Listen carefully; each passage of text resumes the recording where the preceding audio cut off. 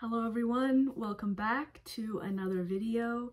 If you're new here, I talk about books, writing, and all things to do with book publishing. Today I want to talk about what is the secret or not so secret to writing a book that sells, or to putting out a book that sells. And there's three main components to this. There's of course still more to it than just these three things, but I really wanted to make a video that boils down to the main things that will really help your book sell if that's what you're looking to do. So the first thing that's important is to really know your reader. Who is your ideal reader? Who's going to pick up this book? Who's going to want to read this book, and why should they care? You really want to hone in who your ideal reader is when you're writing a book, whether it's nonfiction or fiction. You want to think about who's going to be reading it, who's going to be picking up this book and reading it from start to finish, and why should they care about your book? This is a really important question if you want to write a book that sells, because your readers are going to be the ones who are buying it. If you don't think about your ideal reader, you run the risk of writing a book that only you care about. So this is why it's so important. One way I've found to make this less daunting is just to think about one or two specific people who would be your ideal readers. For example, let's say you're writing a young adult action-adventure fantasy book. Who do you think of in your life who would love to read a book like that? Like maybe it's your neighbor's son or your niece. Imagine them picking up your book and reading it. What would they thinking? What are they feeling? What would they say about it? If they were to write a review, what would they write? Alternatively, you might be writing a book that you're going to give to your clients or point your clients to. So maybe you can picture one or two of your clients, like one or two specific clients that you have, picking up the book, opening it and reading it. What are they going to think about it? What are they going to feel about it? You know, kind of going through this kind of exercise to really see in your mind who's going to be reading this book is very valuable, because once you put your book out there, it's the readers who are then going to pick it up. And yes, it's important for both fiction and nonfiction. It's pretty effective to really narrow down in this way so you're not thinking too generally about the population. When I'm coaching writers, I really encourage them to do this because it helps them place their book in the marketplace. Marketing is just a fancy word for finding that ideal reader or that audience who's going to love what you put out. Okay, tip number 2. So tip number 1 was all about the reader, which is arguably the most important part if you're writing a book that sells, of course. Number 2 is now going to be about you. Yes, you as the writer. So you are also important to the process of writing your book, of course. Putting your why onto the page. Readers want to connect with you. You know, when you're writing a book, it's a way for readers to really get into the head of the protagonist, or if it's a nonfiction book, you know, they want to be the one changing. But books are really effective because they get down to something about the human condition, and you really want that to be on the page.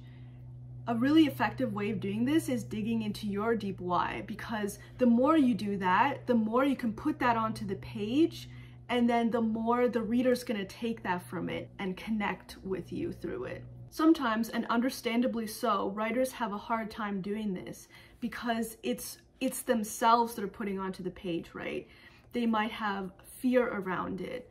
So this is why a coach really helps with this process, because a coach helps the writer bring that out of them.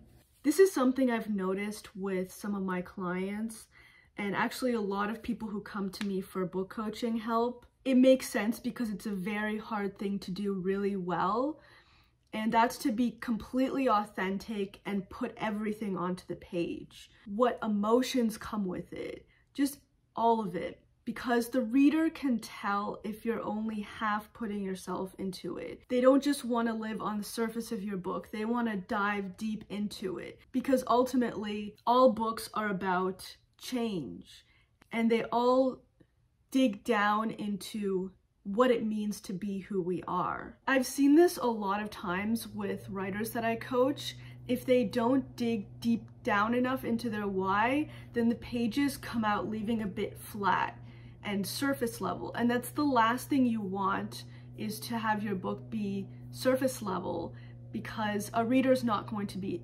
interested in that. They really want to find out what it is that you're communicating to them. The reader will know if you haven't done the hard work of getting that onto the page. Digging into your deep why is actually the first exercise I give writers when I coach them, because it's that important and it goes into everything they do afterwards with the book. It bleeds into everything from the point to where the book starts and ends, to how the scenes are ordered. Sometimes I go through it multiple times, however long it takes to really get that deep why onto the page. And this is the same for nonfiction, except in nonfiction, the protagonist is technically the reader. You're taking the reader along for the journey. But if we think about what are the best books that we've read, nonfiction books, and those are the ones where we really feel with the writer as well. That's really the difference between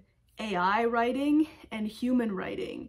The one thing that AI still can't do at the same level as we can is put themselves into it, the way that we can put ourselves into it. I did an experiment with this with JASPER AI. You can check that out in the description below. I'll link to it, the article that I wrote about it. But basically, I wrote part of my book and I let JASPER write that same part of it, and I wanted to see how JASPER would write the book. Spoiler alert, you know, if you want to check it out, then maybe skip through this part of the video, but spoiler alert, JASPER wrote very procedurally, but feel free to check that out for yourself and see for yourself the difference. Of course, AI keeps improving, so we don't really know what AI will be capable of tomorrow, but so far, that's the difference. I've seen some AI generated books, and I've generated some blog posts and walls of text as well, just to see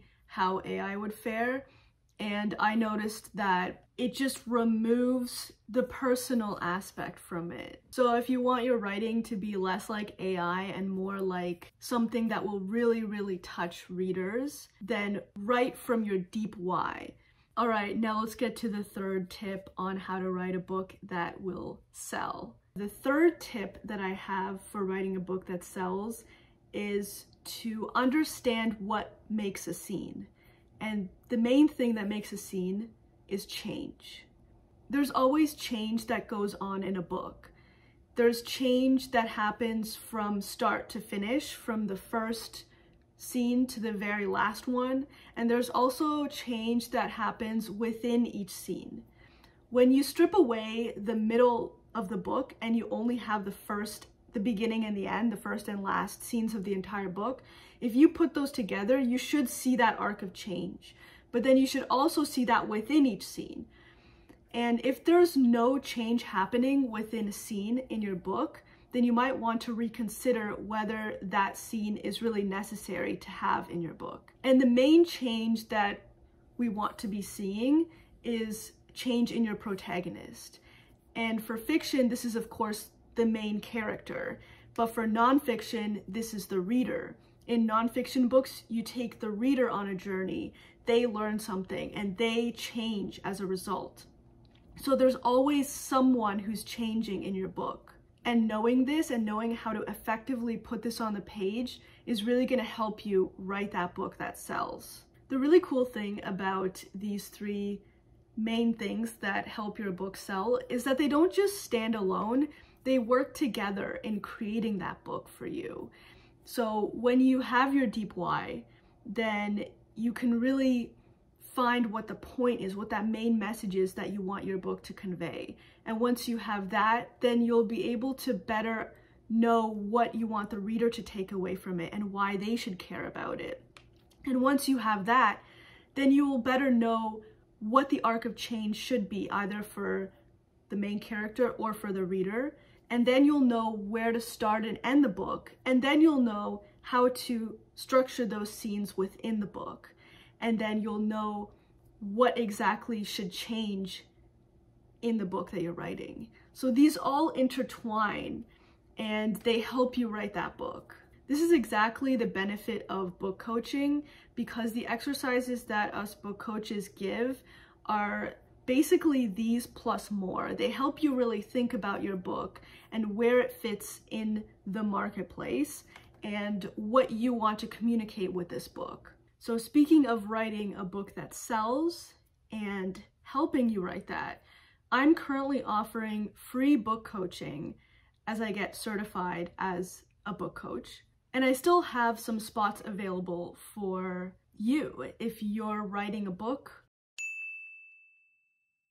So for a limited time, I'm offering free manuscript evaluations. So if you have a full manuscript that you would like someone to look over, help you build a revision plan for how to move forward with it, then feel free to apply. I will link it down in the description below and make it clear with a lot of stars. If you are writing or are planning to write a nonfiction book, or you simply have an idea for a nonfiction book, I have slots available for all 3 of my nonfiction packages, which are planning the book, then writing the book proposal, and then pitching that book proposal to agents and editors. So if you are planning to write a nonfiction, then feel free to apply for that down below. And just as a side note about nonfiction, if you are writing nonfiction with memoir elements, like you include parts of your own story in it, that's still okay, as long as it's not narrative memoir, like pure narrative memoir. Because if it's pure narrative memoir, I usually use a different type of coaching. But if you have narrative elements in your nonfiction book that's mostly prescriptive, then feel free to apply for the nonfiction packages. I hope that's clear, and if it's not, feel free to comment down below and I will answer all your questions, or just reach out with an email. I will also be creating a quiz that I will also link down below that I'll put on my website to make it easier to narrow down which book coaching package is right for you and your book. Alright, that's it for today's video. I hope you enjoyed it and you were able to find some value in it, that you might have learned something from it, and I'm looking forward to working with some of you and coaching you through writing your book. I'll see you in the next one. Bye for now.